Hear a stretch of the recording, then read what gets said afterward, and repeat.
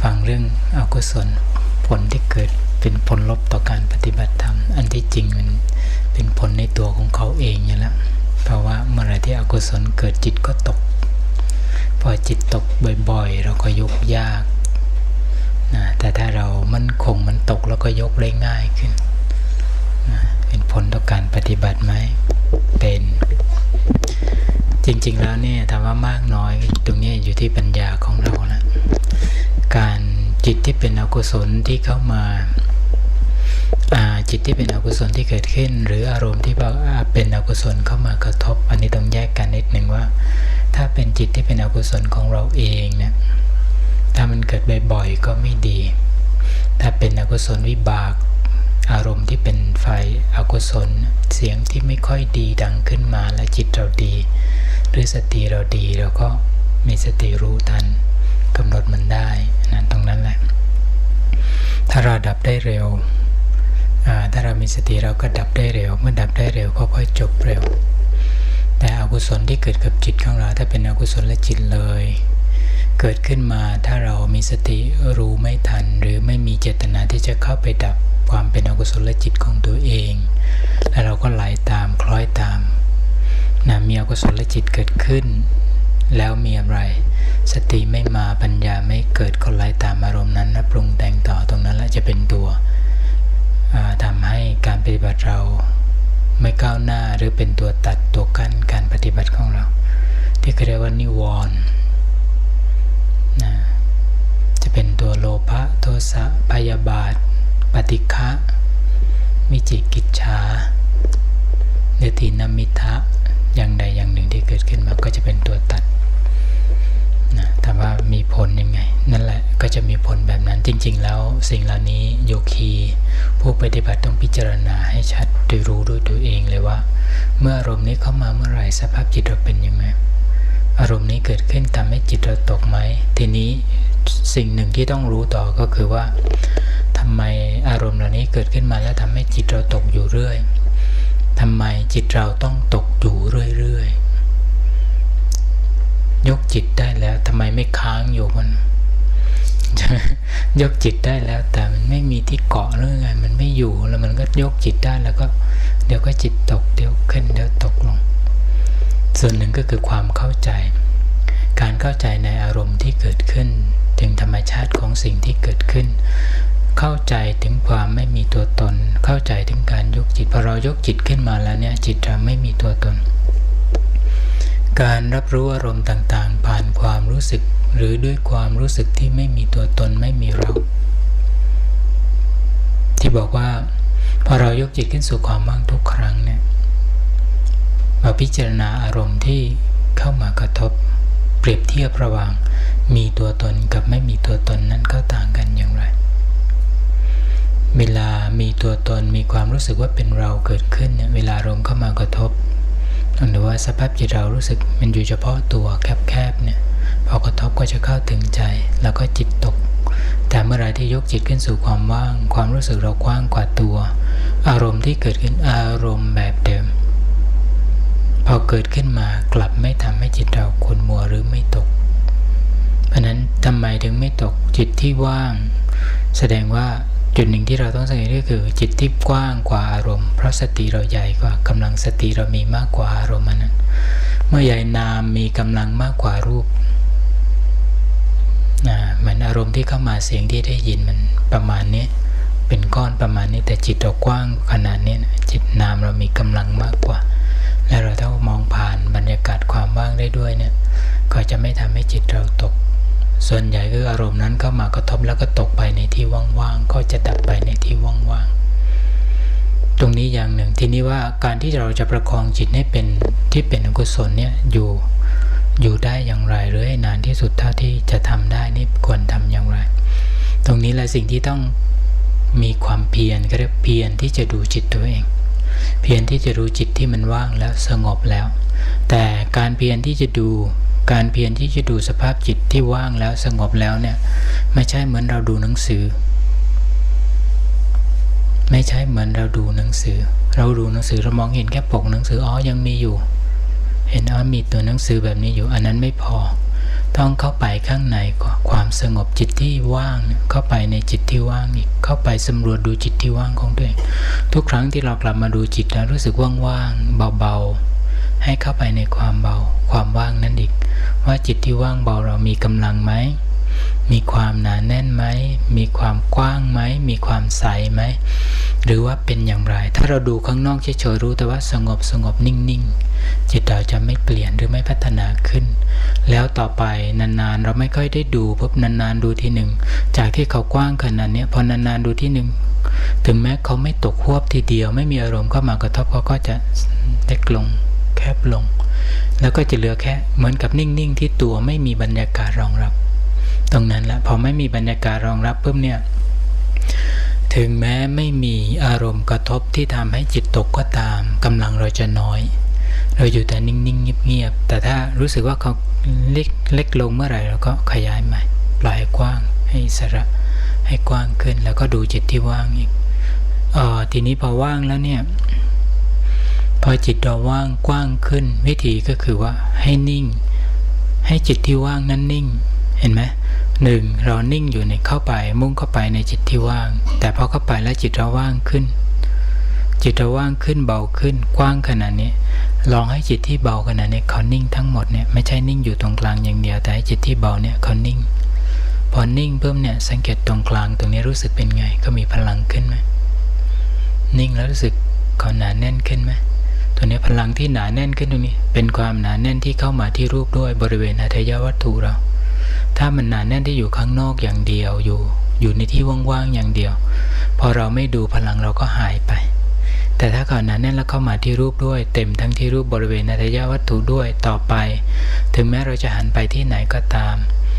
เราก็ยังรู้สึกได้ถึงความหนาแน่นที่รูปแล้วเมื่อหนาแน่นที่รูปปุ๊บดูสภาพจิตเรารู้สึกเป็นไงมันก็ยังเบาอยู่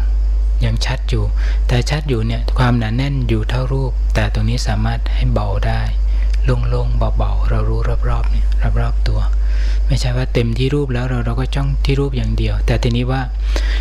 ถ้าที่รูปเต็มเวลาเราเผลอเราไม่ได้ดูบรรยากาศเราไม่ได้ดูสภาพจิตเราพอกลับมาเราเริ่มมาดูตรงนี้ได้ข้างในความรู้สึกบริเวณหัตถยวัตถุเนี่ยเรานิ่งปุ๊บดูบริเวณนี้ยังมั่นคงอยู่ยังสงบอยู่เข้าไปตรงความสงบความมั่นคงเนี่ยแล้วก็ปล่อยให้กว้างแล้วก็ขยายออกเข้าไปแล้วปล่อยให้กว้างออกกับเข้าไปแล้วบังคับให้กว้างต่างกันนะบางทีเราเคยชินกับการที่เราไปบังคับให้เขาขยายให้กว้างพอขยายไม่ได้เราจะรู้สึกอึดอัดไม่ดีเพราะว่าสังเกตนะตอนที่เราพยายามขยายเนี่ยมันต้องเกรงต้องใช้กำลังแต่ถ้าลองสังเกตนิดหนึ่งถ้าเราเข้าไปในความสงบนั้นโดยที่ไม่ต้องขยายเข้าไปข้างในลึกๆแล้วมองออกมาจากข้างในนั้นมองไปรอบๆรู้สึกเป็นไงนะเขากว้างโดยปริยายกว้างโดยอัตโนมัติเนี่ยนี่หนึ่งวิธีการขยายให้กว้างถ้าพยายามเอามาแล้วขยายอย่างเดียวบางทีเขากว้างอยู่แล้วแต่เราพยายามขยายอีกจะขยายไม่ได้แต่ถ้ารู้สึกสงบหรือว่างเพราะนั้นเหมือนกันถ้ารอบๆเขามีน้ำหนักแต่ตรงกลางบริเวณหัตถยวัตถุมันรู้สึกโล่งๆเบาๆเราขยายความโล่งเบาไม่ได้ให้เข้าไปข้างในความโล่งเบาเข้าไปข้างในความโล่งความเบาเข้าไปข้างในนะไม่ใช่แค่ดูเหมือนเมื่อกี้ที่บอกว่าไม่ใช่แค่ดูปกหนังสือแต่เข้าไปข้างในที่บอกว่าเข้าไปข้างในเนี่ยมันเหมือนกับที่เราเดินไปลงไปในสระน้ำนะเดินลงไปในน้ำไม่ใช่ยืนอยู่ดูสระน้ำอยู่บนฝั่งแต่เหมือนเราเดินเข้าไปความรู้สึกเราเข้าไปแบบนั้นเข้าไปแล้วรู้สึกเขาเปลี่ยนเองเนี่ยเขาเปลี่ยนเองเพราะนั้นถ้าทำอย่างเงี้ยเราเป็นการประคองจิตเราอย่างดีเลยทีนี้อีกอย่างหนึ่งอย่างเมื่อวานที่เราพูดถึงว่าการกำหนดอิริยาบถย่อยต้นจิตอิริยาบถย่อยการกำหนดต้นจิตอิริยาบถย่อยในชีวิตประจำวันของเรารู้การขยับรู้ก่อนขยับรู้การเคลื่อนไหวเห็นอาการเคลื่อนแล้วเกิดดับเนี่ยอันนั้นส่วนหนึ่งถ้าไม่เห็นอาการเกิดดับเราจะดูอะไรถ้ากำหนดอาการเกิดดับไม่ได้รู้ต้นจิตไม่ชัดให้ดูสภาพจิตเพราะนั่นคือการประคองจิตไม่ให้จิตตกมีบรรยากาศของสภาพจิตเรามันจะมีบรรยากาศรองรับตรงบรรยากาศตรงนี้จริงๆแล้วบรรยากาศที่รองรับว่างๆเบาๆมันเป็นกำลังหรือเป็นพลังถ้า บรรยากาศนี้ตั้งอยู่นานๆก็เป็นอารมณ์ฌานหรือบรรยากาศของฌานอย่างหนึ่งแสดงว่าสมาธิเรายังดีอยู่คือมันจะไม่หายไปทีเดียวแต่ถ้าบรรยากาศนี้หายไปจิตเราจะแคบลงหดลงตรงนั้นเพราะนั้นการรักษาคือทุกครั้งที่จิตเรามีความสุขหรือมีพลังมีความสงบขึ้นมาที่บอกน้อมพลังก็มาใส่ตัวเนี่ยตรงนี้ให้ชัดบริเวณหัตถยวัตถุเพราะที่หัตถยวัตถุเป็นที่อาศัยเกิดของจิตเพราะนั้นเราจะรู้ได้ง่ายและจะไม่ลืมง่ายเวลาเราอิ่มใจสบายใจทุกข์ใจก็ชัดบริเวณหัตถยวัตถุทั้งหมดเลยเวลาเราหมดพลังเนี่ยบางครั้งเวลาพลังเราหมดไปรู้สึกว่าบริเวณหัตถยวัตถุตรงนี้มันกลวงมันโบไปไม่มีอะไรเลยวงกลวงโบนะตรงนี้ก็จะปรากฏชัดตรงนี้เพราะนั้นเนี่ยเรานิ่งแล้วเราเติมตรงนี้ให้เต็มนะพลังเขาจะเพิ่มขึ้นนะเพราะฉะนั้นคำว่าสังเกตไหมว่าธรรมะอกุศลและจิตเกิดขึ้นถ้าเป็นอกุศลเกิดขึ้นจะตัดไหมตัดแน่นอนสังเกตการที่ส่งเสริมการปฏิบัติของเราก็คือจิตยิ่งมีกุศลมากเท่าไหร่ยิ่งมีกุศลมากเท่าไหร่เนี่ยกำลังของความเป็นกุศลมากขึ้นจิตเราจะผ่องใสขึ้นเพราะกำลังอย่างเช่นเรามีความมั่นคงขึ้นความสุขหนาแน่นขึ้นหรือความผ่องใสขึ้นนะความเป็นกุศลและจิตยิ่งเกิดขึ้นมายิ่งเราดูยิ่งว่างยิ่งเบายิ่งใสเนี่ยนั่นคือเกิดอะไรนั่นคือเห็นสภาพจิตที่เป็นกุศลจิตที่ผ่องใสนะเป็นเรียกว่าอะไรจิตที่สะอาดเขาก็เป็นมหากุศลในตัวจิตที่ผ่องใสอันนั้นการกำหนดอาการเกิดดับการรู้อาการเกิดดับแต่ละอารมณ์ที่เกิดขึ้นแล้วเขาเปลี่ยนไปก็ทำให้จิตเราผ่องใสขึ้นทีนี้เราบางครั้งเราต้องแยกระหว่างอารมณ์ภายนอกที่เป็นอกุศลกับจิตที่เป็นอกุศลของเราเพราะว่าอารมณ์ที่เป็นอารมณ์อกุศลเข้ามากระทบทำให้จิตเราเป็นอกุศลมีเวทนาทางจิตเกิดขึ้นคือทุกขเวทนาหรือเกิดความขุ่นมัวเกิดขึ้นอันนั้นเป็นอกุศลภายนอกทำให้อกุศลและจิตเกิดแต่ถ้าอากุศลอารมณ์ที่เป็นอกุศลเกิดขึ้นแล้วจิตเราไม่เป็นอกุศลคือไม่ขุ่นมัวยังสงบยังผ่องใสอยู่นั่นเป็นแค่อารมณ์ภายนอกที่เป็นวิบากฝ่ายอกุศลที่เกิดขึ้นสิ่งที่ได้ยินเสียงที่ไม่ดีหรือภาพที่เห็นกิริยาอาการที่ไม่ดีที่เกิดขึ้นไม่ใช่เพราะความเป็นอกุศลและจิตของเราแต่เป็นเพราะวิบากทางตาทางหูของเราที่เป็นฝ่ายอกุศลเกิดขึ้นเพราะนั้นอารมณ์ภายนอกที่เป็นอกุศลไม่ใช่ว่าจิตเราต้องเป็นอกุศลด้วยเสมอไปก็เหมือนเวทนาที่เกิดขึ้นนั่นนะเวทนาทางกายที่เกิดขึ้นทุกขเวทนาทางกายที่เกิดขึ้นไม่ใช่ว่าจิตเราต้องทุกขเวทนาที่เกิดขึ้น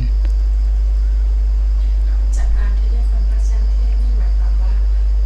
คำว่ากุศลของเราเนี่ยไม่ได้แปลว่าเราถือศีลเราทำความดีเฉยๆแต่ต้องหมายถึงว่าเราต้องดูดวงจิตเราใช่ไม่ใช่แค่คิดต้องดูดวงจิตเพราะความเป็นกุศลคือจิตที่ปรากฏขึ้นมาเป็นกุศลและจิต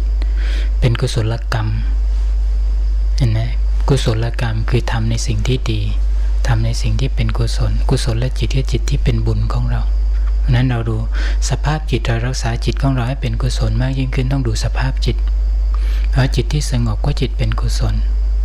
จิตที่ผ่องใสก็เป็นกุศลจิตที่ตื่นตัวก็เป็นจิตที่เป็นกุศลจิตที่ว่างก็เป็นจิตที่เป็นกุศลนั้นไม่ใช่ว่าดูเฉพาะช่วงที่เราทำสมาธิหรือว่ากำหนดไม่ต้องทุกตลอดเวลาไม่งั้นจะพูดถึงอิริยาบถย่อยได้อย่างเพราะนั้นคือต้นจิตสภาพจิตต้นจิตอิริยาบถย่อย3อย่างนี้ต้องควบคู่กันไปเสมอเพราะนั้นการที่เราจะละอกุศลของเราเพราะนั้นก็ต้องละในขณะที่เขากำลังปรากฏขึ้นมาให้เราเห็นนั่นแหละในอิริยาบถย่อยมันขึ้นมาบ่อยเราก็ต้องละให้เร็วไม่ใช่มานั่งหลับตาแล้วมาละทีหลังมันแบกมานานนั่นนะกว่าจะได้มานั่งหลับตาใช้เวลาตั้งหลายชั่วโมงนะตอนที่เจอก็แบกไว้ก่อนรับเอาไว้มานั่งหลับตาแล้วค่อยละชำระล้างนะพอนั่งหลับตาล้างใช้เวลากี่นาทีไม่กี่นาทีเองแค่ยกจิตขึ้นสู่ความว่างมันก็หายไปแล้วอุตส่าห์แบกไว้ตั้งนานทำไมไม่ชำระตรงนั้นเลยยกจิตขึ้นสู่การยกจิตขึ้นสู่ความว่างเนี่ยที่จริงก็คือการดับตัวตนนั่นเองเป็นการดับตัวตนเพิ่มสติเพิ่มกำลังของสมาธิเราเข้าไปในตัวเลยพอยกจิตขึ้นสู่ความว่างพอว่างค่อยสงบขึ้นมาสติจะรู้ชัดถ้าสติไม่ดีก็ว่างไม่ได้ พอแต่พอว่างเมื่อไหร่ความเป็นตัวตนก็หายไปแต่ถ้าเมื่อไหร่ความเป็นเอาความรู้สึกว่าเป็นเราเอาความเป็นตัวตนหายความเบาก็เริ่มปรากฏขึ้นมาได้ง่ายขึ้นมันก็จะโล่งขึ้นพอเรานิ่งขึ้นสมาธิเพิ่มขึ้นความโล่งเบาก็จะชัดขึ้นเรื่อยๆนะกำลังเราก็เพิ่มขึ้นสติก็จะมีกำลังมากขึ้นเรื่อยๆไปในตัวนั่นคือการสังเกตการดูจิตนะอุเบกขาแคบนั้นจึงเป็นต้นเหตุให้เกิดอกุศลถ้าอุเบกขาแคบเนี่ยมันใกล้กับความมีตัวตนเมื่อมีตัวตนอกุศลก็เกิดได้ง่ายอกุศลต่างๆส่วนใหญ่ก็อาศัยความเป็นบัญญัติความเป็นเรื่องราวนะอกุศลต่างๆที่เกิดขึ้นถ้าเมื่อไหร่ที่เป็นปรมัตถ์อกุศลยังไม่เกิดแล้วก็ดับบางทีก็แค่แสดงอาการพระไตรลักษณ์เลยปรากฏขึ้นมาก็ดับเลยเกิดขึ้นมาก็ดับเลยยังไม่ได้เป็นอะไรนะที่เรารู้ได้ก็คือเวทนาเกิดขึ้นมาทุกขเวทนาทุกขเวทนาโทมนัสเวทนาขุ่นมัวเศร้าหมองเป็นทุกข์เกิดขึ้นอย่างเช่นบางทีก็ทึบๆตื้อๆไม่ตื่นตัวไม่สามารถที่จะเป็นอิสระได้จิตมันถูกอะไรครอบแล้วไม่อิสระเหมือนกับไม่มีอะไรแต่มันตื้อๆยังไงไม่รู้เซ็งตื้อๆนะเพราะนั้นต้องพิจารณาให้ดีเซ็งตื้อๆเซ็งแบบไม่มีตัวตนนะถ้ามันมีเซ็งแล้วไม่มีตัวตนแล้วยังเซ็งได้อีกตัวนี้แหละที่เราต้องพิจารณาว่าสภาวะธรรมต่างๆที่เกิดขึ้นกับเราเนี่ย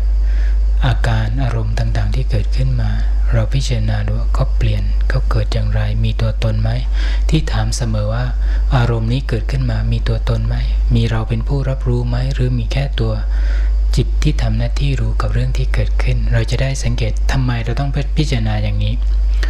การที่เราสังเกตแบบนี้เนี่ยหนึ่งเราจะทำให้เราเห็นว่าอารมณ์ที่เกิดขึ้นมาหรือเวทนาที่ปรากฏขึ้นมา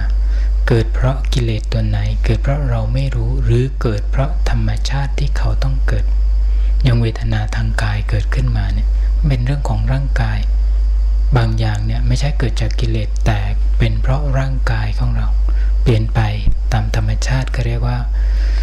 ธาตุสีไม่สมดุลกันก็เปลี่ยนไปยังไงก็เกิดปวดเมื่อยร้อนตึงเคร่งตึงหนักเบาอาการเหล่านี้เกิดขึ้นกับร่างกายของเรามันเป็นธรรมชาติของร่างกายที่มีการเปลี่ยนแปลงเพราะฉะนั้นนี่เป็นลักษณะของธาตุที่ไม่สมดุลกันไม่ใช่ว่า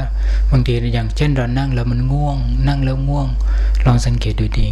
ไม่ใช่เกิดจากกิเลสอย่างเดียวแต่เกิดจากอุตุเขาเรียกอากาศภายนอกกับภายในสังเกตเวลาฝนทำท่าจะตกนะนั่งแล้วง่วงเร็วจังเลยอากาศมันกดมันไม่โปร่งแต่พอเรานั่งที่โล่งๆว่ากลับสดชื่นเบิกบานนั่นคือธาตุกับธาตุก็ปรับธาตุภายนอกกับธาตุภายในที่เอื้อแก่กันไม่ใช่เพราะกิเลสอย่างเดียวเนี่ยต้องสังเกตอันนี้เหล่านี้อย่างหนึ่งว่าปฏิบัติธรรมแล้วเราต้องสังเกตธรรมชาติอะไรเป็นธรรมชาติของรูปอะไรเป็นธรรมชาติของจิตเพราะบางทีเรามองข้ามถึงสภาพจิตเราโดยทั่วไปเนี่ยเราไม่ทุกข์หรอกเราอยู่กับนิ่งๆสบายๆแค่เราไม่ค่อยได้สังเกตเขาแค่นั้นเองเราก็อยู่ได้เรื่อยๆแต่พอดูปุ๊บมันไม่สบายเท่าที่ควรเราก็ยกจิตบางทีดูปุ๊บพอรู้ตัวที่เรามักใช้คำว่าพอรู้สึกตัวขึ้นมาโอ้ยทุกข์ไปตั้งนานแล้วพอรู้สึกตัวทุกข์ไปตั้งนานแล้วทุกข์ขนาดนั้นยังไม่รู้สึกตัวอีกเหรอพอรู้สึกตัวกันมาเมื่อกี้ทุกข์อยู่แล้วพอรู้สึกตัวว่าทุกข์ก็ทำยังไงจะดับทุกข์อย่างไรทีนี้การจะดับทุกข์อย่างไรความทุกข์เนี่ยถ้าเราแยกชัดนะพอรู้สึกตัวก็มีความทุกข์ลักษณะของความทุกข์ที่เกิดขึ้นก็คือ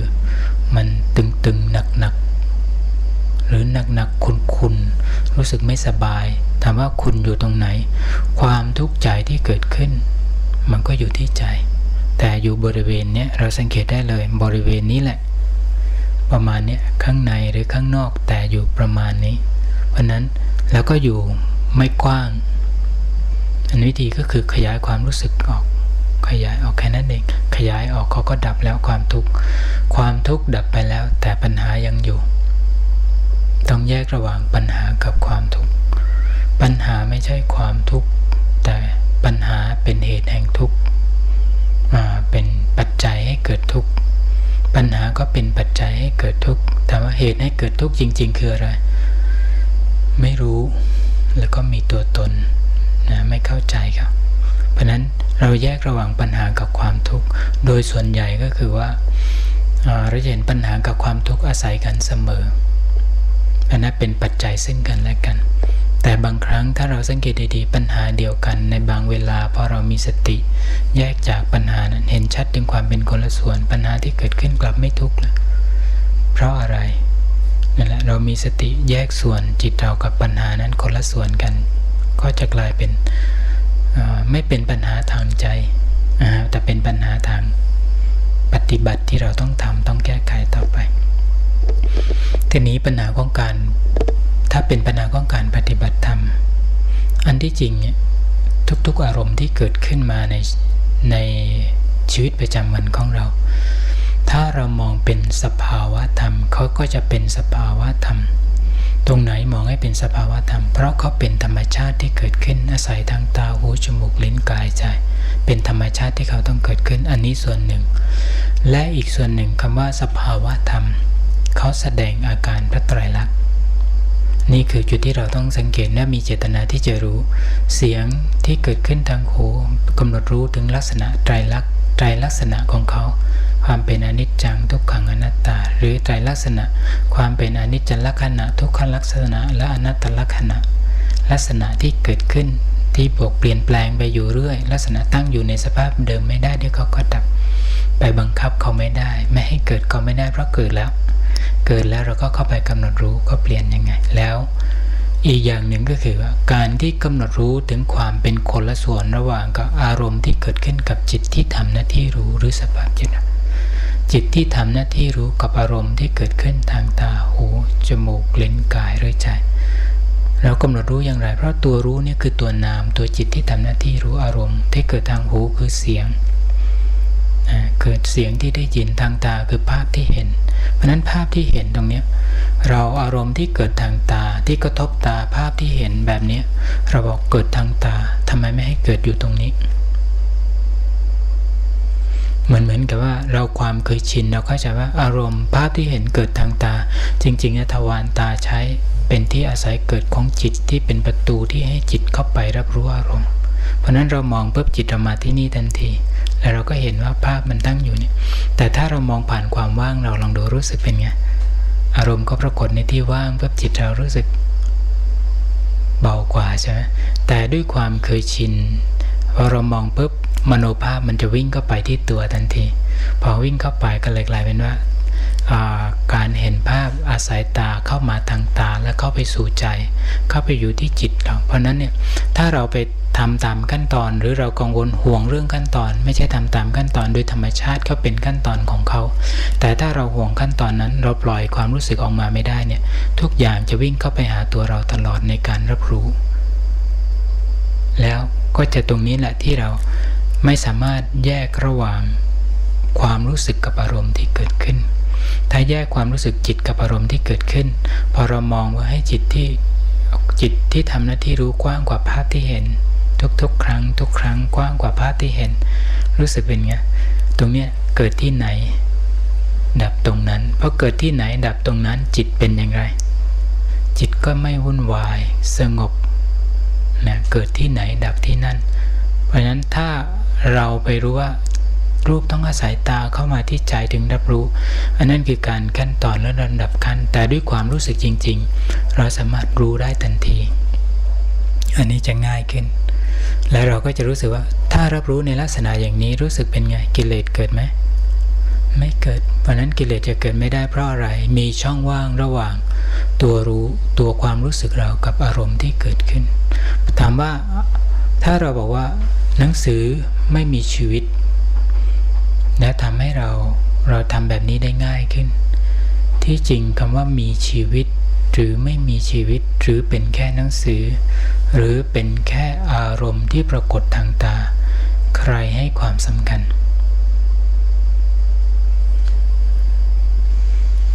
นี่คืออยู่ที่เจตนาว่าเราจะรู้ในลักษณะอย่างไร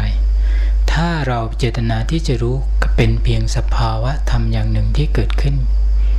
เราก็รู้ไม่ต่างจากหนังสือเห็นคนลองดูนะเราเห็นภาพที่นั่งอยู่เนี่ยทุกคนที่นั่งอยู่ถ้าเราเห็นเป็น2 มิติเหมือนหนังสือรู้สึกเป็นไงมันจะว่างๆใช่ไหมภาพที่เห็นก็ตั้งอยู่ในที่ว่างๆเหมือนกันเหมือนภาพถ่ายที่เราเห็นแบบนี้ภาพถ่ายเนี่ยถ้าจิตเราแยกส่วนกันเรามองภาพที่เห็นสิ่งที่มีชีวิตแต่มันก็เหมือนเพราะอะไรโดยธรรมชาติเนี่ยมันสะท้อนเข้าไปที่ตาเราก็จะเป็นภาพเป็นมโนภาพขึ้นมาชัดในความรู้สึกเราแต่ที่เรามองเห็นตรงเนี้ย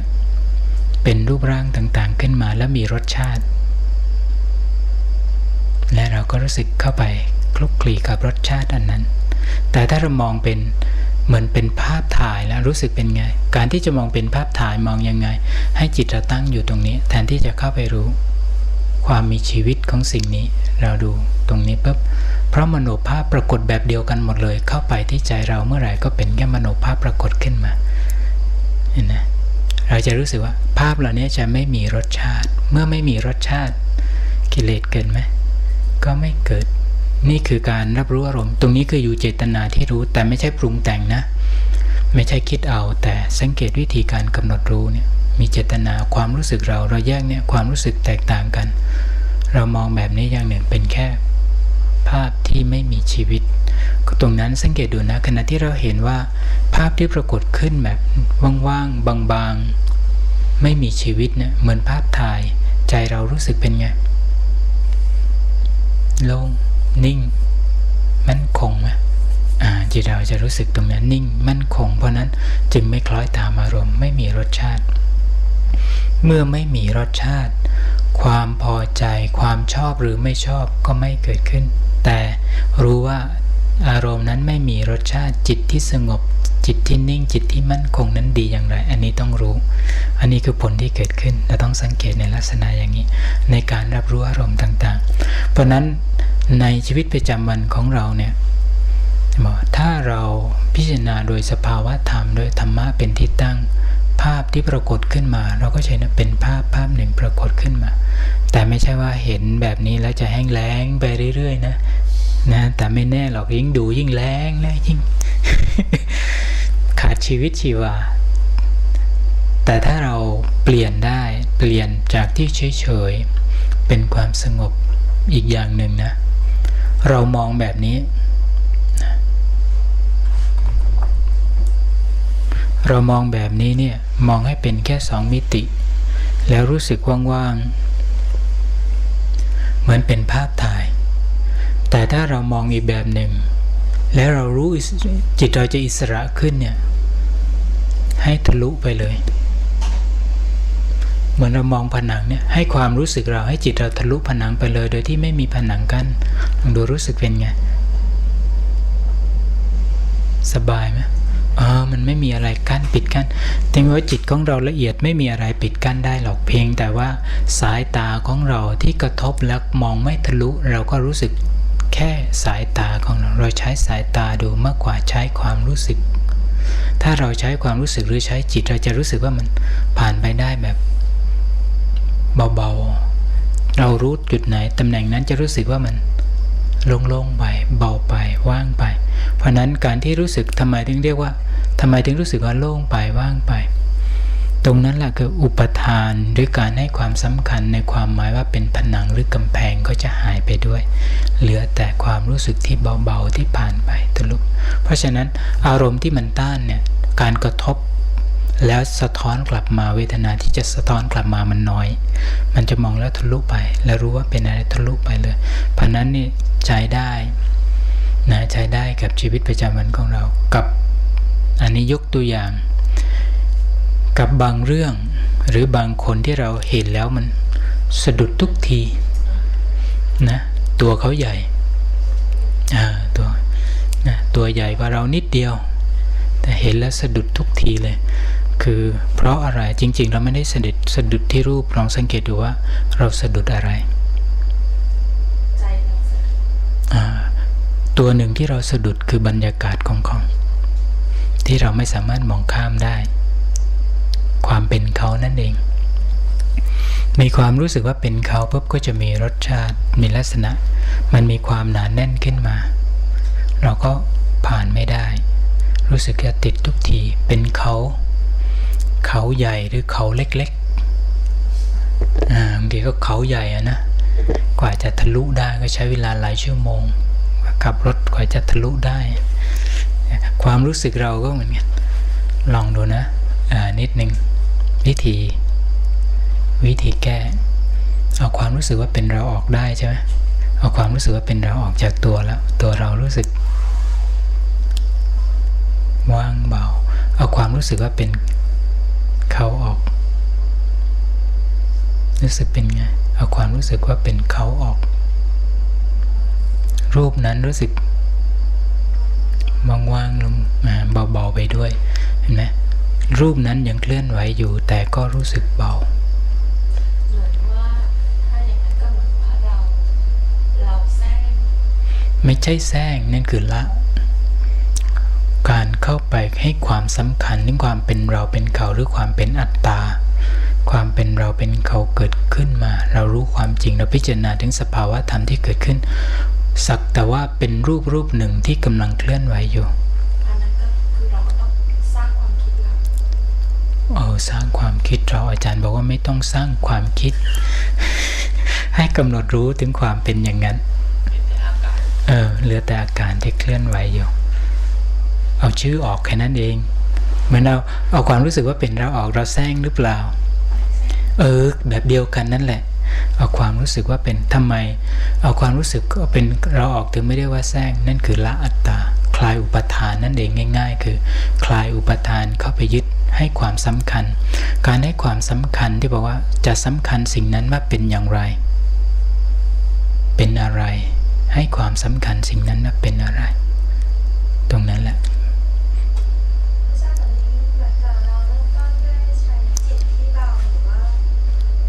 ใช้จิตที่สงบรับรู้ได้เลยถ้าจิตเราเป็นกุศลแล้วเราก็ไม่ต้องไปแยกอะไรมากหรอกถ้าจิตเราเป็นกุศลแล้วเนี่ยเรารับรู้ได้สบายไปเลยแต่ถ้าจิตเรายังไม่มีกำลังหรือเข้าไปแล้วรู้สึกมันสะดุดมีผลกระทบสะดุดขึ้นมาปุ๊บวิธีคือเอาความรู้สึกว่าเป็นเราออกจิตก็จะเปลี่ยนเป็นกุศลเอาความรู้สึกว่าเป็นเราออกกุศลที่มีแล้วก็จะมีกำลังมากขึ้นใช่เริ่มต้นด้วยความรู้สึกที่ไม่มีตัวตนเสมอเพราะนั้นเพราะทำไมถึงเริ่มต้นด้วยจิตที่ไม่มีตัวตนเพราะเมื่อไหร่ที่มีการสะดุดมักจะมีเราแฝงอยู่เสมอความเป็นอัตตาเกิดขึ้นมาความเป็นเราแทรกเข้ามาเป็นระยะนิดหนึ่งชั่วขณะหนึ่งอาจจะ2 นาที1 นาทีหรือครึ่งนาทีแวบขึ้นมาหรือขณะจิตหนึ่งที่มันฟุบขึ้นมารู้สึกว่าเป็นเราเกิดขึ้นสำรวจจิตใช่นี่แหละการดูจิตในจิตการที่สำรวจจิตเราอยู่เสมอเนี่ยจะทำให้เราเห็นถึงอะไรฝุ่นละอองอันไหนที่เข้ามาเกาะในจิตเราแล้วเราจะชำระได้ยังไงไอ้ที่ของหยาบเราละได้แล้วต่อไปคือรักษาให้เขาสะอาดอยู่ว่าการรักษาให้สะอาดไม่ใช่ว่าไม่ให้อะไรเกิดมันล้างมันกำหนดรู้อยู่เรื่อยๆแล้วเขาเกิดแล้วก็ดับอย่างไรอันนั้นการมองให้เป็นความว่างจริงๆแล้วเนี่ยเหมือนเมื่อกี้ที่บอกว่ามองให้ทะลุไปเลยมองให้ทะลุไปเลยเขาก็จะว่างไปเลยอยู่แล้วจะมองให้เป็นว่ามองให้ผ่านรูปเขาอีกอย่างหนึ่งคือมองข้ามให้ความรู้สึกลองดูสิเรามองให้ความรู้สึกเรากว้างกว่ารูปอันนั้นอย่างเช่นมองกว้างกว่าอาจารย์ให้รัศมีสายตากว้างเท่าศาลาไปเลยให้ทะลุไปเลยรู้สึกเป็นไงสบายไหมสบายแต่ถ้าจะถึงแม้โฟกัสก็ตามเห็นอาจารย์ชัดให้อาจารย์ปรากฏอยู่ในที่ว่างๆของใจเรารู้สึกเป็นไงนะได้ไหมไม่ใช่ไม่ชัดนะเหมือนกับแต่ละคนปรากฏชัดอยู่ในความว่างของเราในบรรยากาศของสภาพจิตเราที่ว่างๆแต่ใช่จิตเราไม่ปรุงแต่งตรงนี้แหละคือการไม่ปรุงแต่งแต่รู้ชัดว่าเป็นอะไรอันนี้สำคัญมากๆนะไม่ใช่ไม่ปรุงแต่งแล้วไม่รู้ถ้าไม่ปรุงแต่งแล้วไม่รู้แสดงว่าสติเราไม่ดีไม่ปรุงแต่งแล้วรู้ชัดเนี่ยมีทั้งสติประกอบด้วยปัญญาด้วยเวลาไม่ปรุงแต่งเป็นแบบนี้เวลาเราปรุงแต่งเป็นอย่างไรเราจะเลือกถูก ต่อไปละเวลาอารมณ์ต่างๆเกิดขึ้นมาเนี่ยเราหลงปรุงแต่งไปหรือเปล่าหรือว่าเราเห็นตามจริงในสภาวะต่างๆต่อไปที่จะเกิดขึ้นขณะต่อไปในอนาคตนี่คือการสังเกตว่าทำไมเราถึงพิจารณาถึงความไม่มีตัวตนเพราะอนัตตาธรรมที่เป็นอนัตตาที่เป็นธรรมชาติเนี่ยหนึ่งบังคับเขาไม่ได้สองไม่มีความหมายของความเป็นสัตว์บุคคลตัวตนเราเขาเนี่ยก็เป็นธรรมชาติที่เกิดขึ้นแต่ทำไมเราไปยึดว่าเป็นของเราควรหรือที่จะยึดว่าเป็นตัวเราของเราเห็นไหมควรหรือที่จะยึดว่าเป็นตัวเราของเราแม้แต่พระพุทธเจ้าพูดถึงขันธ์ห้าอันนี้เองรูปเวทนาสัญญาสังขารวิญญาณที่มีการเกิดขึ้นวิญญาณคือตัวจิตที่เกิดขึ้นมาทำหน้าที่รับรู้สิ่งนี้จิตที่ทำหน้าที่รับรู้เสียงที่ได้ยินจิตที่เกิดขึ้นมาทำหน้าที่รับรู้เวทนาที่กำลังปรากฏเวทนาก็เป็นขันธ์หนึ่งที่กำลังปรากฏแสดงให้เราเห็นรูปคือร่างกายก็เป็นขันธ์หนึ่งที่กำลังปรากฏอยู่เขาก็เปลี่ยนไปอยู่เรื่อยๆรูปไม่เที่ยงเวทนาไม่เที่ยงสัญญาไม่เที่ยงสังขารไม่เที่ยงวิญญาณไม่เที่ยงเมื่อไม่เที่ยงหรือเป็นทุกข์หรือเป็นสุขนะเขาถามจริงๆแล้วคำว่าถามว่าเป็นทุกข์หรือเป็นสุขแล้วเราพูดถึงลักษณะของลักษณะไตรลักษณะหรือเป็นในสิ่งที่เขาเป็นถ้าพูดถึงไตรลักษณะก็คือเขาตั้งอยู่ในสภาพเดิมได้ไหมหรือเขาเกิดแล้วต้องดับไปอกุศลที่เกิดขึ้นอารมณ์ที่เกิดขึ้นถ้าเรารู้ถึงธรรมชาติอย่างหนึ่งวิบากอย่างหนึ่งอีกอย่างหนึ่งที่เราควรพิจารณาก็คือว่าคำว่าวิบากอารมณ์ที่เป็นฝ่ายวิบากเมื่อเกิดขึ้นแล้วเราเลี่ยงไม่ได้หรอกแต่วิบากที่เกิดขึ้นทำให้เราทุกข์ไหมอันนั้นอีกอย่างหนึ่งที่เราสามารถทำได้วิบากเราเลี่ยงไม่ได้แต่ที่เราทำได้ตลอดเวลาคือความเพียรการเจริญสติของเราและปัญญาของเราสามารถพัฒนาได้ตลอดเวลาไม่ว่าจะเป็นกุศลวิบากเกิดขึ้นก็ต้องใช้สติใช้ปัญญาพิจารณาอกุศลวิบากเกิดขึ้นก็ใช้สติปัญญาพิจารณาทำจิตให้เป็นกุศลอยู่เนืองๆกุศลก็เอื้อแก่กุศลมีกุศลก็ให้กุศลก็ได้ง่ายก็เรียกว่าคนดีทำความดีได้ง่ายใจดีก็รับสิ่งที่ดีๆได้ง่ายใจไม่ดีก็รับสิ่งที่ไม่ดีนะง่ายกว่าเพราะนั้นทำจิตเป็นกุศลบ่อยๆสังเกตเนี่ยเราปฏิบัติทุกคนปฏิบัติเนี่ยจิตจะมีพลังมีความสงบมีพลังในตัวแผ่ไปทั่วในสถานที่แห่งนี้เข้ามาต้องก็เข้ามารู้สึกมันบรรยากาศดีหรือถ้ารับเป็นเข้ามาแล้วก็ทำใจให้ว่างๆรับโดยธรรมชาติส่วนหนึ่งที่ดีอยู่แล้วธรรมชาติส่วนหนึ่งที่ดีอยู่แล้วเรารับเป็นด้วยเราก็จะได้รับ อันที่จริงเนี่ยการฝึกการที่เราจับที่ความรู้การแยกรูปนามแล้วการฝึกแบบเนี้ยดูสภาพจิตเรามีบรรยากาศรองรับมันเหมือนกับระหว่างวิปัสสนากับอารมณ์ฌานไปด้วยกันเพราะตอนเมื่อไหร่ที่เรามีบรรยากาศรองรับปุ๊บนั่นคือเป็นอารมณ์ฌานแต่พอสังเกตอาการกระดับเป็นการยกจิตขึ้นสู่วิปัสสนา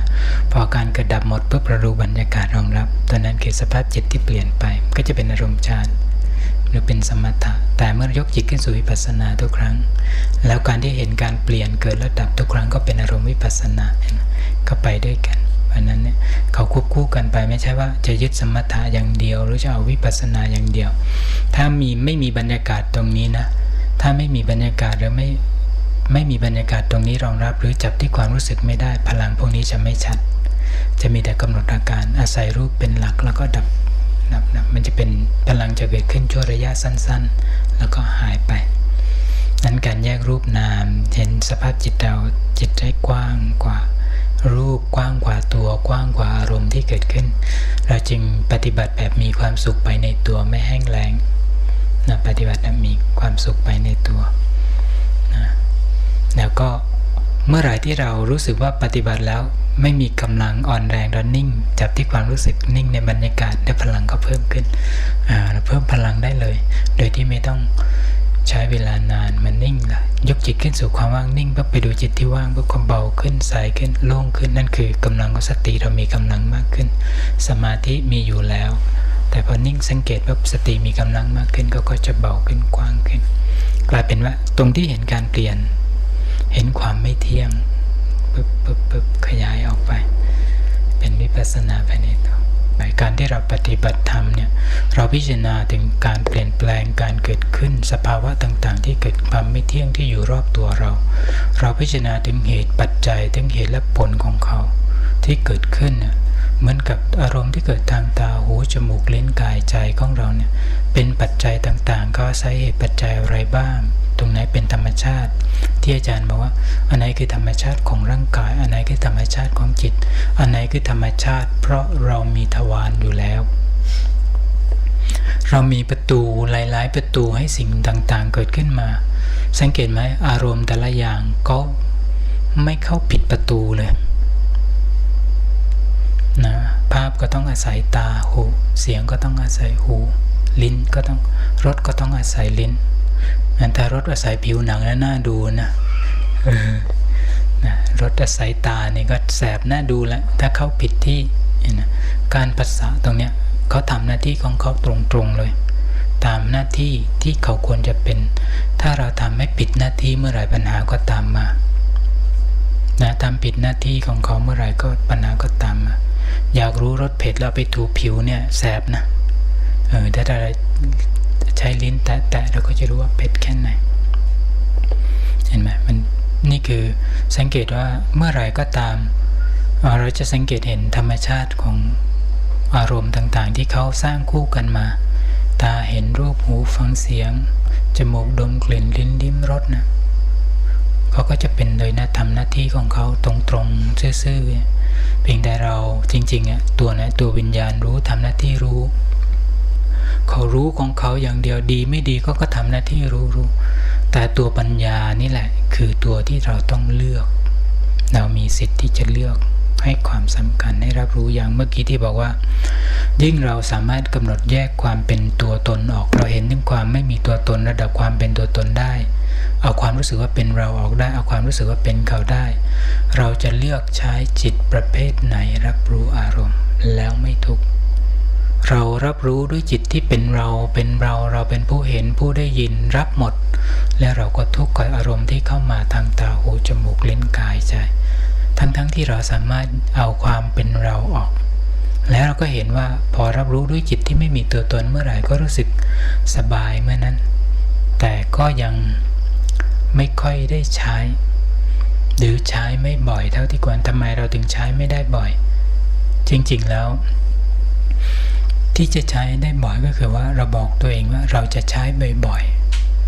ๆที่เรียกอธิษฐานจิตหรือสัญญาปฏิญญาเตือนตัวเองให้มันคอยกระตุ้นตัวเองบ่อยๆพอเราบอกว่าจะใช้ความรู้สึกที่ว่างเนี่ยทำหน้าที่รับรู้อารมณ์ให้มากที่สุดเท่าที่จะเป็นไปได้